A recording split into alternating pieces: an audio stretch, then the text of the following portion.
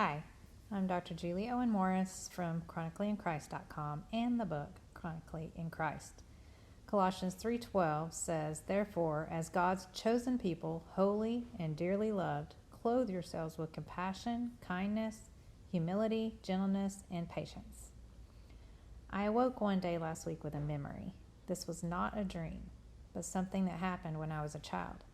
I remember it vividly, and it left me feeling sad and regretful that day.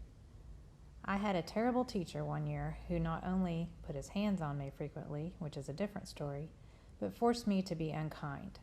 There was a girl in my class who everyone knew was very poor.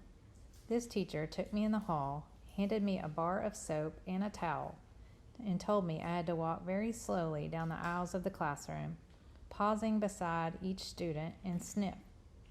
He said one student smelled really bad and he thought it was Jill, and I had to confirm it for him.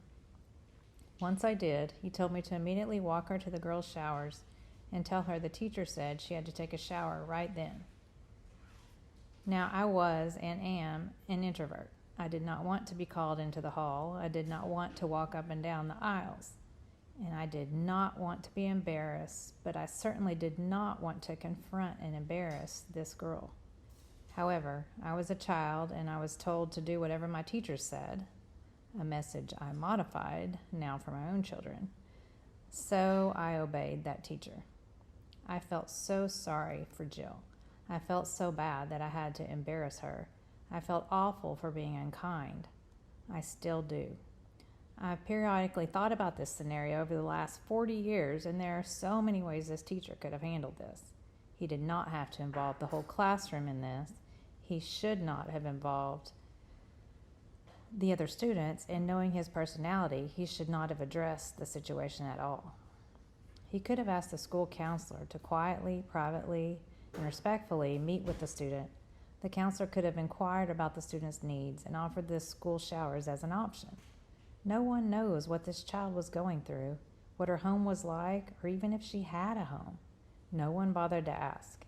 My teacher was only thinking about how Jill inconvenienced him, when he should have been thinking about how to help her. I remember apologizing to Jill that day when we were alone in the girls' locker room. I made it a point after that to smile at her in the halls, but I always wondered what happened to her. Leaders of all sorts never have the right to force those under them to be unkind. I've seen this happen in educational, occupational, and political settings. In today's society, we often see leaders being unkind and lacking compassion, gentleness, and patience. Humility is also absent.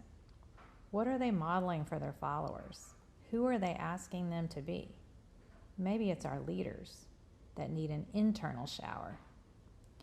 But what about you when you are in a leadership role as a parent, a grandparent, a supervisor, or a committee chairperson?